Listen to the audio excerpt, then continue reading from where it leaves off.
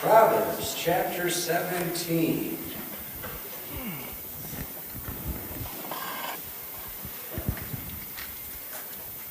Proverbs 17. All right.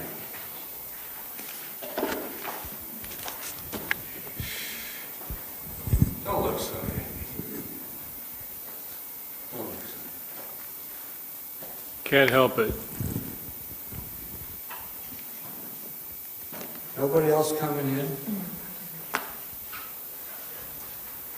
I don't see any other car. Anybody else see a car?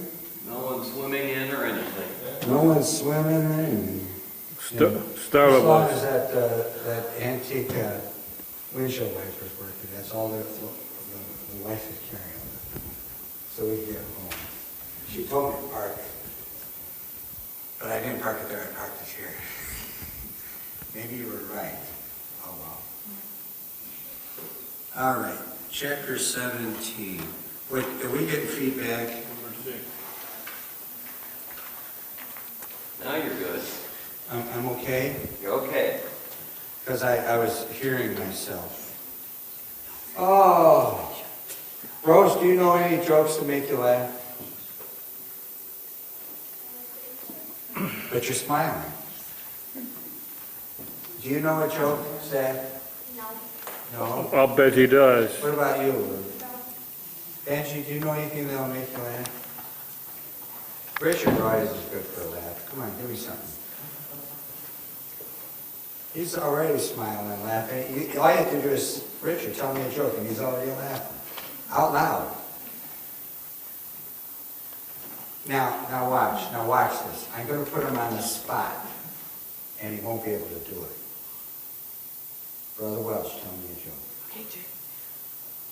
Turns out this was a fella that went to his doctor and he said, my wife is hard of hearing Oh, yeah. and I can't get her to come to the doctor. And the doctor suggested, well, I'll tell you what you do. Next time she's in the kitchen, maybe doing dishes and her back's to you, stand at the other end of the kitchen and ask her a question. And if she doesn't hear you, get a little closer. And if she still doesn't hear you, get closer. And he goes, okay, I'll do that. So the next day his wife's doing the dishes. And he's standing there by the kitchen doorway. And he goes, honey, what's for dinner tonight? He gets no response. So he stands in the middle of the kitchen, moves up a little closer, and says, honey, what's for dinner tonight? Still no response. So this time he stands up right behind her and says, sweetheart, what is for dinner tonight? And she said, for the third time, I'm telling you, it is mashed potatoes and meatloaf and green beans.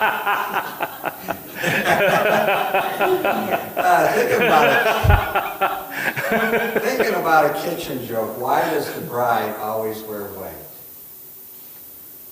Because he's doing all the work. The bride wears white because you want the dishwasher to match the refrigerator.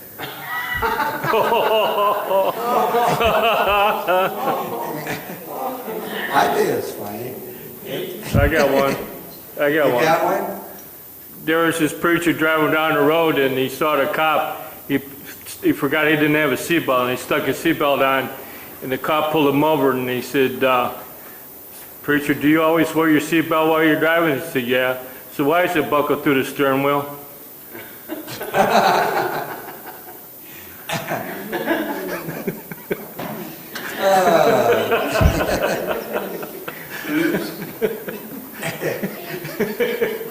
All right, our title tonight is The Best Years of Our Lives.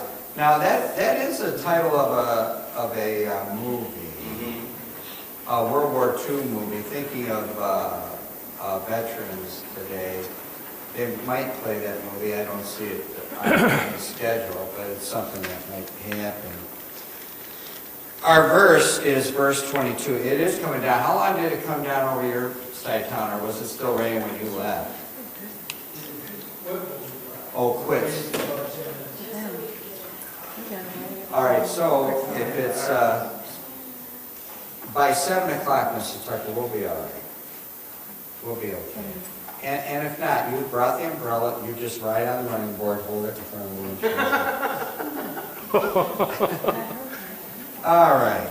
The other day, now look at him. he's sitting there, and I said to him, I was sitting next to him at the dinner table, and I said, "Hi, Grandpa." Now, you might think that I'm silly, or I'm too silly, but I said to him, it was Shane's birthday. And so we went to the birthday party, and I said, Hi, Grandpa. I'm Shane."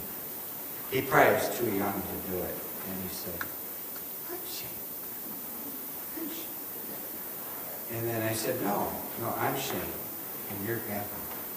Now, he might be too little, but you could play that game. Anybody ever play that game with yeah, you did? You played those games? Still do. You still do? You still play those games? You know, some people might think it's silly and ridiculous, but Of course it it's- would look good, like a medicine. Of course it's silly and ridiculous. It's silly and ridiculous. It wouldn't be any fun any other way. If it were any other way. Right. A merry heart doeth good like a medicine, but a broken spirit drieth the bones. And so when I think about the world, now listen, you need to take this stuff to heart.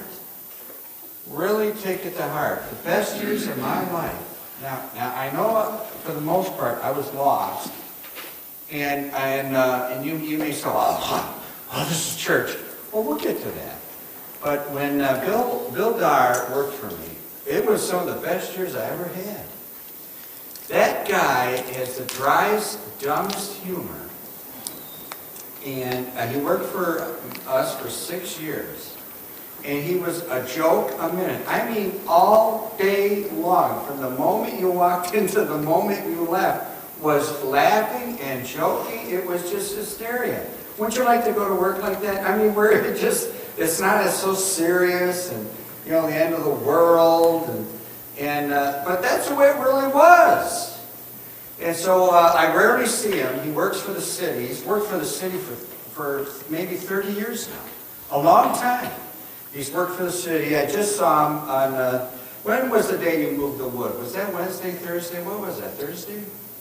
It rained. Could have been Thursday. You moved the wood. I was across the street, and I asked him, well, how many years you got left, Bill? He said, 4 or 5 before he retired. And when I left, I said, well, I'll see you in Florida in 4 or 5 years. And so I was across the street here, right under the sign, and they had painted the sign about a week ago. They were up there painting the letters. And anybody know how old that sign is? It was in the newspaper about 10 years ago, or 20 years ago. What, the gate over the cemetery? The gate over the cemetery. 100? They found it in a barn. I think it was 175 years old. At least they estimated that. Now, I don't know how true that could be.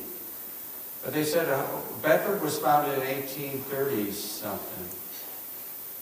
But they said I thought it was 175 years old. Anyway, they found it in a barn, restored it, put it up there, and it's been there ever since. So I'm standing there in the rain. I mean, it was just dripping. My glasses, everything. I'm standing there.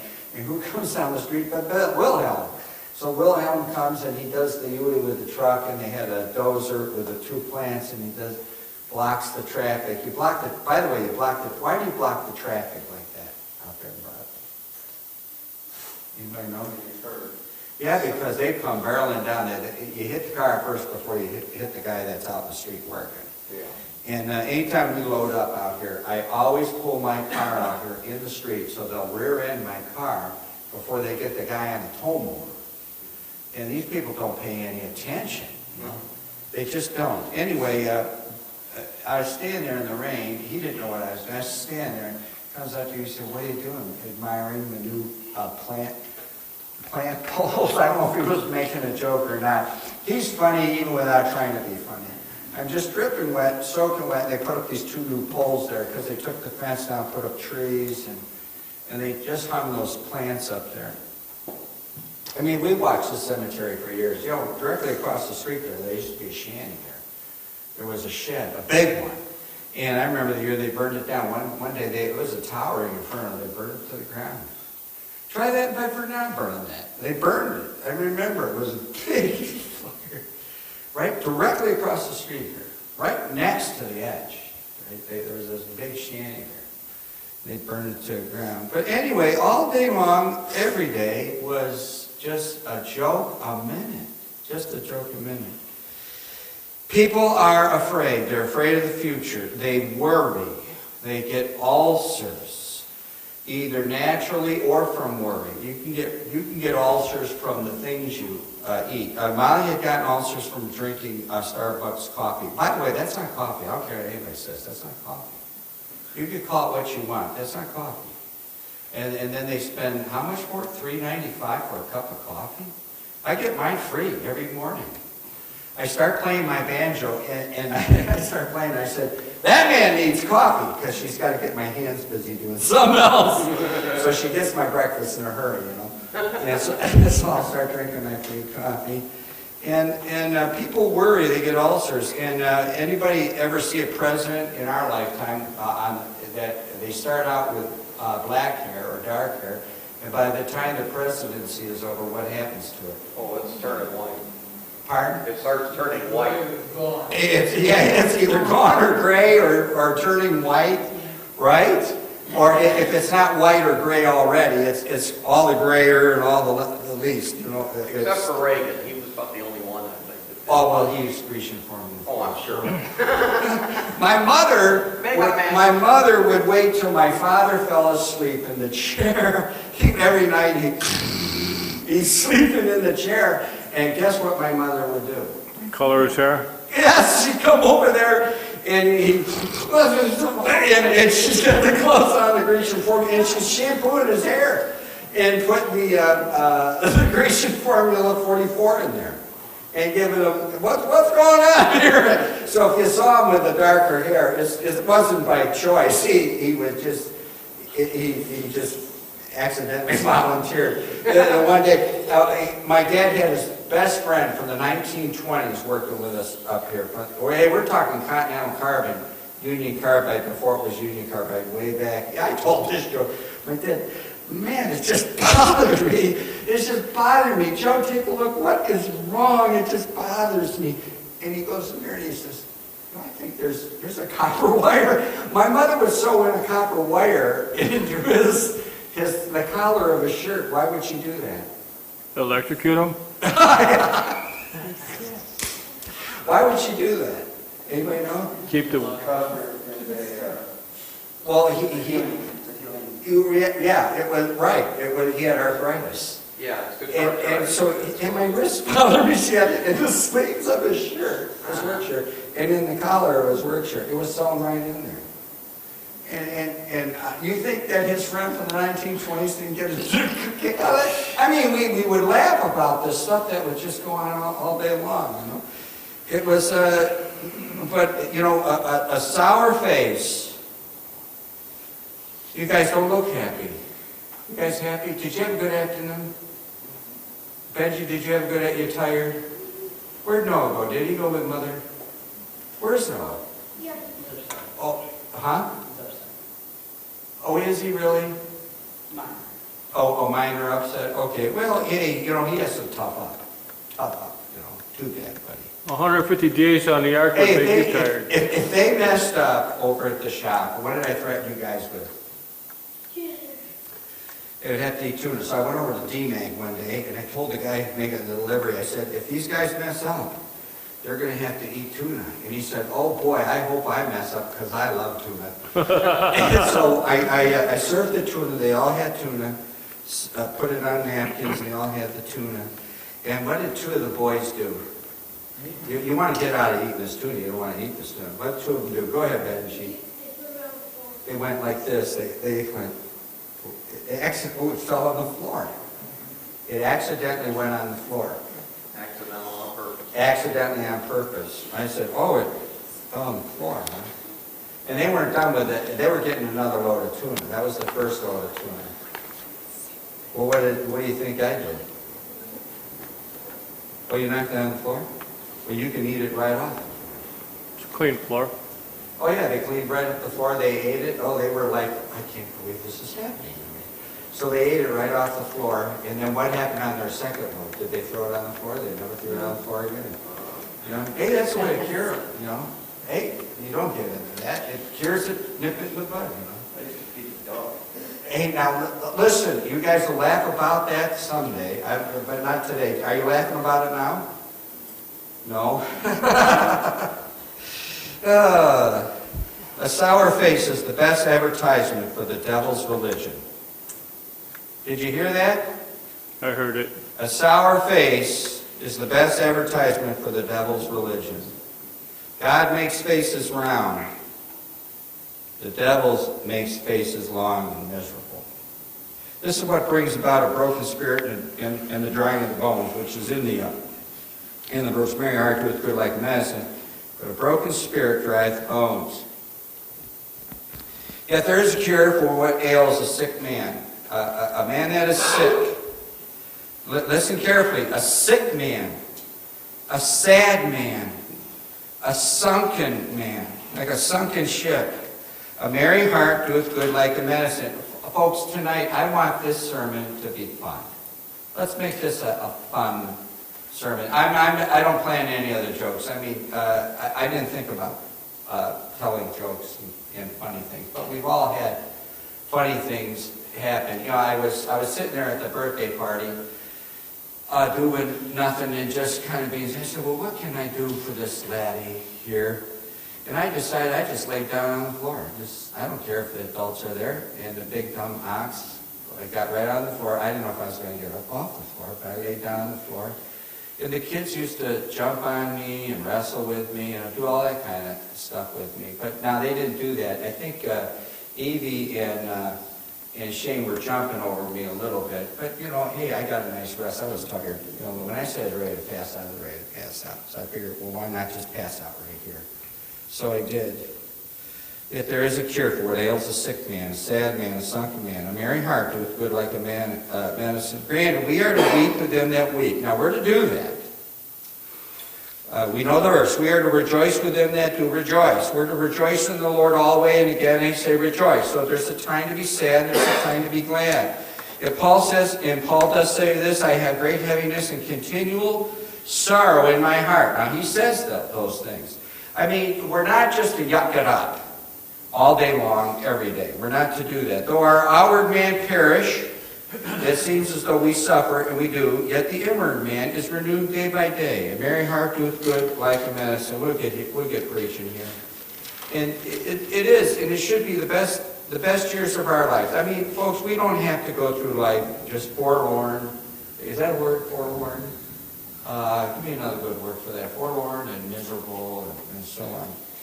Best years of our life is the byproduct of rejoicing. Now, we as Christians, it should be the byproduct of rejoicing in Jesus Christ, in Christ Jesus. That's what it ultimately really should be. But listen, making jokes and having fun is, listen, it's not foreign to the world. I mean, we could probably learn some lessons from the world. I mean, listen, the Indians won today, right? Were there some people happy because of that? Probably. Yeah, they were happy because of it. Late at night, what do they stay up to watch? The reruns No, not reruns. of the killing of the games. Say that again? The Cavaliers. Or Not the Cavaliers. No, not the Cavaliers. I mean, usually during the week, they stay up late at night to watch. Johnny Carson's gone. Oh, the Tonight Show or The the Late Tonight Show. Show, and these guys are making jokes, right? Well, Johnny's still on the Because you've TV. got to laugh it up, folks. It is the grease for the axles. It is the coolant in the radiator. It is the gas for the tank of the world. I mean, the world is not void of this. They want to enjoy themselves because the world is it can be like tuna fish. You know, it can get like that. So this merry heart doeth good like a medicine. So we're going to look at what a medicine is. First of all, and we have 8 D words here tonight. First of all, the person's got to really realize that they have a disease, something that is wrong with them. I mean, you go to the doctor, and you have there's something wrong. Now, Ben, are you people looking at you? You better not be looking at your phone. I'll call you out. All right? I'll call you out. He's got an eye problem. He does. A disease, something wrong with his eye. Now you can't correct this way or that way. He had to go see a doctor, a disease. Now, I've been told I have high blood pressure, low blood pressure, no blood pressure, whatever it is. and I'm ready to pass out. Name some other diseases you would go see the doctor. You went for your heart, you went for your eyes. Say it again? Your lungs? Okay. This guy's going, a smoker there is going for his lungs. Give me another one. You got the flu, you got a cold, you have give me some others. Stomach pain. Stomach, yeah, what's wrong with my tummy? Yeah. Gallbladder. A hearing problem. I didn't think of that one. Hearing problem. Sure. Liver. Liver problem. Well, there's a drinker. Liver problems, whatever that is. What do you call that? Cirrhosis. That's it. Tonsils. Tonsils. Yeah. How many times do you get them out? Supposedly once. All right. My mother had them out on the kitchen table. Just like, where did they do that? The father. Cheaper by the dozen. Cheaper by the dozen. Didn't they do it right in the kitchen? They did it in the drawing room, I think, or the Well, study. they did it in the kitchen for my mother. My mother had a bellyache for a while. The doctor put the knee right in the belly. Got up on the table and they held her down and they got the tonsils out right there, I'm pretty sure. Yeah, just imagine that. Hey, well, back in the day, it wasn't too long ago. Listen, planner's warts. Anybody here have planner's warts? I had planner's warts. I How don't do work they get it. rid of planner's warts? Laser them now. They laser them. They burn them out or laser them out. Folks, I went for weeks on end. My mother's in the room with me. It was Dr. Romer. He'd get out his scissors, and he'd dig and cut them out. He'd dig them out and he'd get out a wart. I kid you not. Waste basket's over there. Throw it in and it would go ding. Got one. He's digging away, digging out. Got another one. Throw it ding. And then when there was too much blood, well, when there's too much blood, he'd dab it up a little. Said, well, I'll have to come back next week. I can't see it. It went on for weeks. You just dig them out. You dug them out. You wouldn't believe what all happened. I won't say publicly what happened in that office. He'd get out a scalpel and say, well, you know what that is. That's just one of these. You get that scalpel out. You probably go to, where do you go, that in-out surgery? What do you call that surgery? Urgy center or surgical center. A surgical center where you're an in-out patient, you know, where they put you under, you now hold your breath. And the pain puts you out. Yeah. But you got to realize that you have this disease. Are we warm? Are you warm? Are we too warm in here? No, are we okay? Everybody all right? You're too warm. Some are too warm. Thumbs up, thumbs down. All right, we're just going to keep it where it is. I'm sweating it out here. This disease of sin that we have, that people are depressed, folks. They're discouraged. They get disappointed. They're in despair. They're despondent and they're disheartened. And it can come day by day, folks. So there's got to be a realization that you have this disease. And then when you have this disease, and this disease that we have, this is a heart problem. It's not like what Rich said. It's it's like I'm short of breath. I got something wrong with my lungs, or you got something wrong with your heart, or your maybe some other things, your throat, or your ears, your eyes. It's nothing physical. It's not physical. You must realize that, and that you have this disease. And then when you realize, let's say it is one of those things. I mean, you had bronchitis. You got this disease. You have then a desire to seek a cure for it. You know, I've had it long enough. You finally go to the doctor, right? I've had it long enough, and I say, well, I'm going to go to the doctor. Usually the day that you show up at the doctor, do you have the disease? Heavens no. Heavens no, you don't have the disease. It seems to have vanished. Right? A miracle. The moment you walk through into that waiting room, you go there, but you have this desire to have it cured. So you go and you seek a cure. And so you see the doctor, let's say he says, well, you do have this problem. Can they administer a cure for an eye problem like Ben had with a prescription? Other than a prescription for eyeglasses. I mean, can you administer some kind of medical thing you can take orally to help? I don't know. What about the ears? Can you do it to the ears? I don't even know. If you had bronchitis, what do they administer to you? Antibiotics. An antibiotic, all right? And you have the disease, you have a desire to heal it, and then you have to call a doctor. Now it's not just a regular doctor that you would see. After the doctor, you go to the drugstore and you see that, what's that doctor called? Cashier. A cashier. That is, oh, but yeah, that doctor too. You see the cashier. A doctor or pharmacologist. But you see the pharmacist. This is the pharmacist. I'm talking about a real pharmacist. Is the real pharmacist a doctor? Yes. They have a degree. They have a PhD. No, I'm not a PhD. No, they have an MD. Oh, is it a PhD? A PhD in pharmacy. I don't know. I gotta get my own degree straight. A PhD in pharmacy. They are a doctor. They are a doctor. You know, when I just did some stuff for a case, this one girl, man, I don't know her name. The letters are so small. She had a PhD, an MMB, ABC, ABC, EFG, and HIJK, LMNOP. I don't know how many things she had. She had an FANN or an FAAN. FACS? No. No? She had an FAAN. No. That was the last one. I never heard of this. But she had so many of them, the letters were minute. But I got it all on there, you know, up there at Case. I mean, there's some smart girls out there. And she had it on this big plaque that we do annually. But you go see the pharmacist who makes up the medicine. All right, so the topic here is the medicine. Is that we have a disease, it is like, this Mary Hart is like a good, it's not like just a medicine, but it is a good medicine. It's a it doeth good, like a medicine. Ever take medicine that is awful to the taste? You go like, you know, you can barely take it.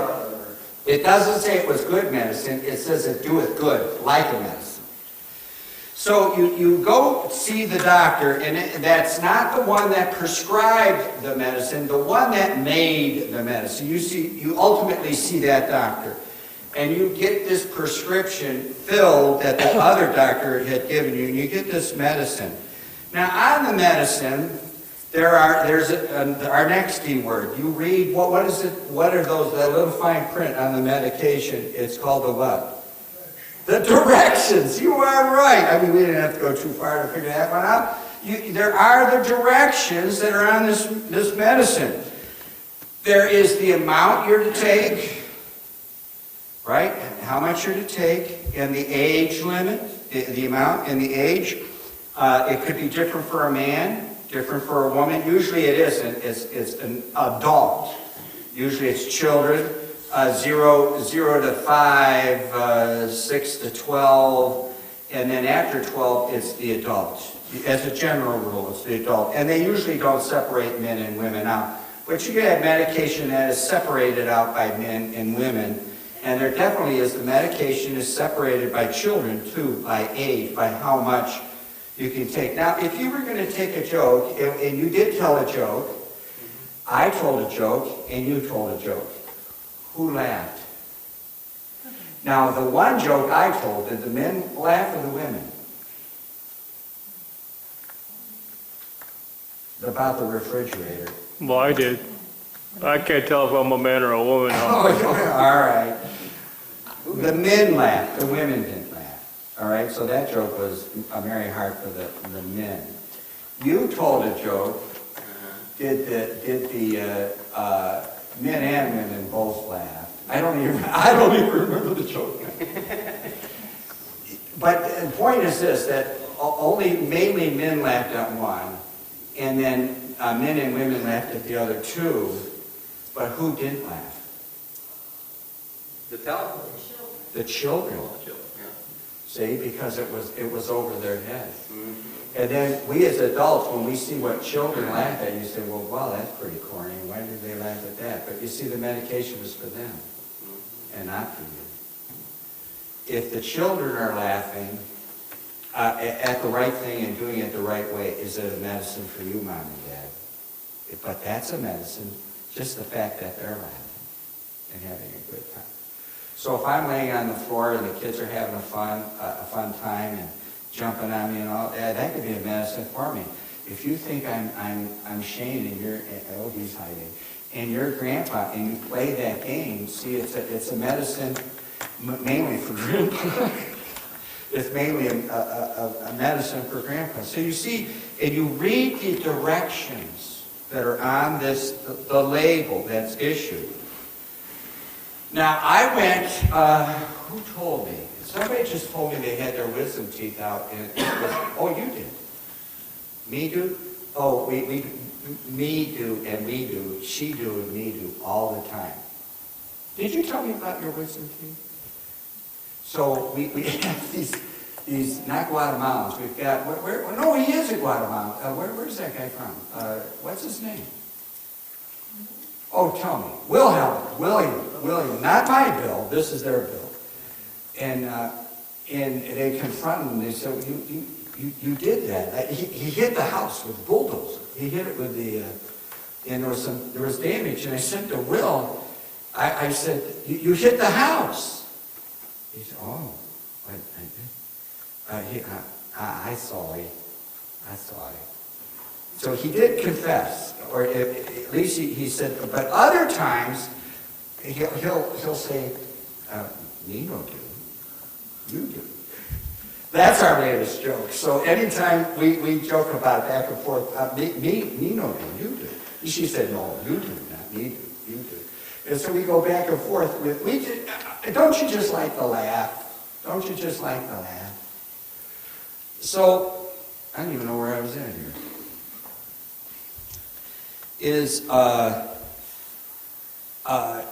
Some people don't like, you think that's silly. I don't think that's silly. I just don't. If you read the directions, oh, I know where I was going. Sonny, you had those out. Did it hurt? Did you have Novocaine? Were you issued a prescription? Did you take it? All right, now, do they hurt worse when you're younger or older? When you're older, all right? How old? Now, listen, I had one side out when I was about 25-ish or 28-ish. No, it wasn't 28. About 25, 26 years old. He gave me Novocaine. He got in there with this jackhammer. It looked like a can opener, an old-fashioned can opener from opening up those pretzel sticks or those potato chip sticks. You know how you open up the old twist? He got in there with a can opener like that. And he got in there and he jacked out the two of them. And I didn't feel, he gave me Novocaine, didn't feel a thing. And I went and filled the prescription. I went fishing the next day just to kill the time. I decided to go up to Sandusky. My face hurt so bad for a week. I thought I was going to die. I filled that prescription and I used it. I got my next set out when I was like 50. Oh, I know. Like crazy, man. That's why they call it wisdom. So I got them out when I Large when they come out. So that was one side I was mashing. Well, this side, it was time to get this out. I was about 50. I think we were in the church here at the time.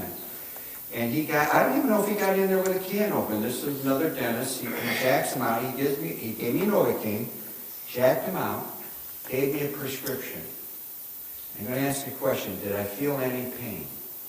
4 hours later, 6 hours later is the next day. I felt nothing. I felt nothing. Did I fill the prescription then? Oh, yeah. I did. No, I didn't. I decided to wait. I probably couldn't spend the money. We didn't have the money. I did not fill the prescription. And since I didn't fill the prescription, even if I filled the prescription, maybe I did. I don't remember now. I didn't take any pills. Because I didn't have one shred, not even an inkling of pain. Is that weird? I was expecting the worst. I was expecting, well, this could be it. It's because the nerve was dead. Well, top and bottom. They did one side, top and bottom. Not one bit of shred of pain. So the idea here is you have this disease, you have a desire to cure the disease. You went to the doctor and you got the medicine. It's like a medicine. And then you read the directions, the amount that you're to take, the age limits, and who's it for, men, women, and children. And then there's the dispensing of it. You have to dispense the drug, right? You must dispense it. If you don't take it, it will do you no good, right? You must take it. And you say, well, I don't take any drugs. When you need morphine, man, you give me the morphine. You know, whether you're flying high or not, you do it. It's the doing of it, this dispensing of the relief that you need, the cure that you need. Now, when you take this drug, how often do you take it? I mean, you're sick? According to the direction.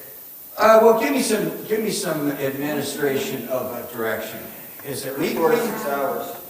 Every 6 hours? Every 4 to 6. 4 to 6 hours. Every 4 was for Sandy for her pain medication. Every 4 hours? 4 hours. Any medication taken daily? Oh, yeah.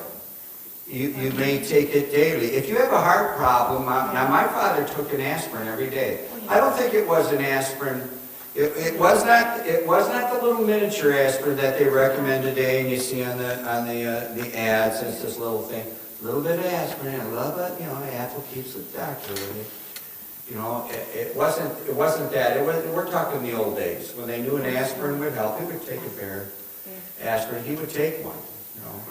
It thins your blood out. It probably gives you some sores or ulcers. That's probably what killed him too. Who knows? I don't know. But you take it daily. We're renewed day by day. And that what the Bible says. I quoted that verse. Renewed daily. You need to have. Now listen, sister. Listen, brother. Listen, my relatives. You need this daily. Daily.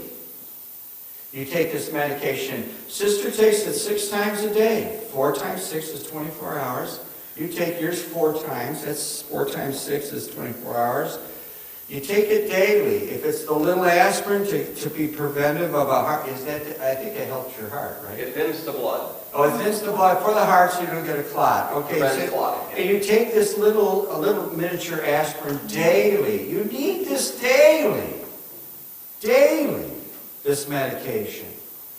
That's why the world stays up late at night to watch little dumb comedians. They do it every day. And then it becomes, when you do it every day, it becomes what? A habit. A habit? Habitual? Give me the A word for that. Addictive, yeah. Because it's a drug. All right? It's a drug. It becomes habitual. Now, you could say, well, here he comes. What did they sing that? 1957. Here comes Kathy's clown. You could be clownish, that's one thing. And you could go overboard. I'm not telling anybody to go overboard with this, but you need it daily. Here comes Kathy. Remember that song, Here Comes Kathy's Clown? I was a little kid when we were playing that in the basement. I even remember the radio, I had an older sister. The drug. Addicted. They addicted themselves to the ministry. Becomes addicted. World War II, those GIs would become addicted to what? Morphine.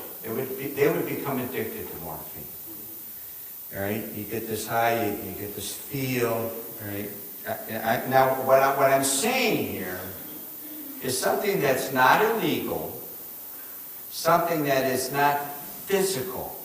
I don't know what you call this, psychosomatic, it's a real thing. It's like taking, when the drug isn't real and the doctor gives you the pill, what is that pill? Placebo. A placebo. Something that it gives you this, like, I thought I did it, but and I could just tell, it's helping me. It's no more helping you than the man who lives.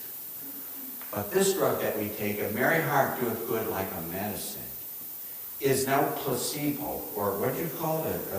let's see, did I say the word? It's some it's not psychobabble, it's some psychological thing that affects your heart. It gives you a merry heart, and Christ can do that. They know this stuff works, folks. That's why the world is on it.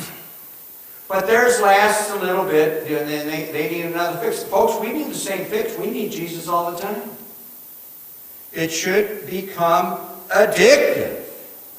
It's like a drug, a merry heart. What are some things with Christ that we should, I didn't name these things out. What are some things we should be merry about with Christ?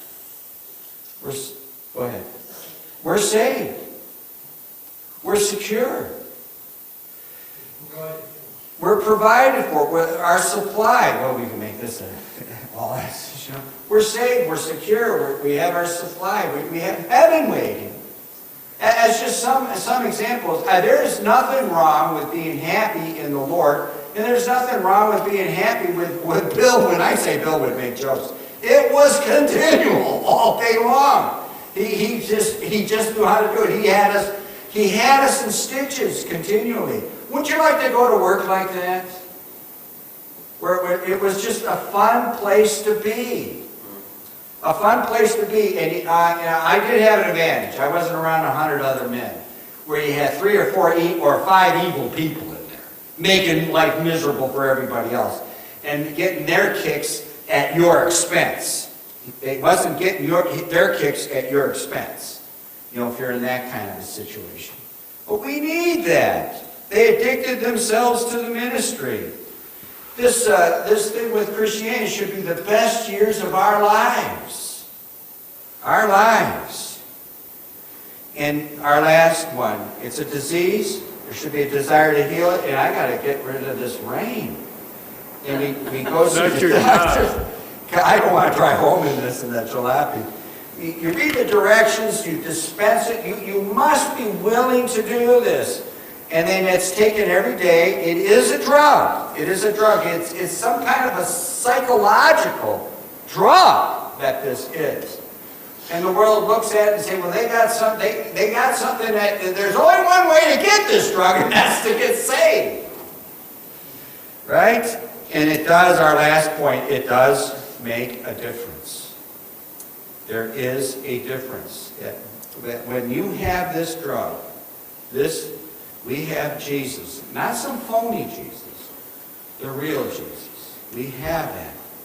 It does and should make a difference. When you take the drug, when you take this, let's say for your bronchitis, or it may take a few days to break it up and kill whatever it does in there, fights it out with the disease, that you do notice a difference. You do notice a real difference. And if you're not on the drug, you notice that there's a difference by not taking the drug. So when we're on this drug, we should notice that there should be a difference. The problem is we get so used to being addicted to this that maybe we don't see the difference anymore. Is that we're changed, And it should be changed for the good, but we need to then show a difference then to the world, amen? A merry heart doeth good like a medicine. A merry heart is the delight, doeth good is that he does this, and it's like a medicine. It is a drug. It is a drug, right? Not the kind that's a physical, chemical. I mean, that pharmacist, it becomes a doctor by knowing and understanding chemicals. They figure this out. I mean, they got to figure it out. Do they have all the answers? They don't have all the answers. There's people that are doing research, the research center, and they're figuring these things out. But we don't have to do any more research, folks. We've got the entire Dr. Jesus book is right here. Amen? Amen. It's got all the drugs we need in it, right here, that we find in Jesus. Shake hands before you.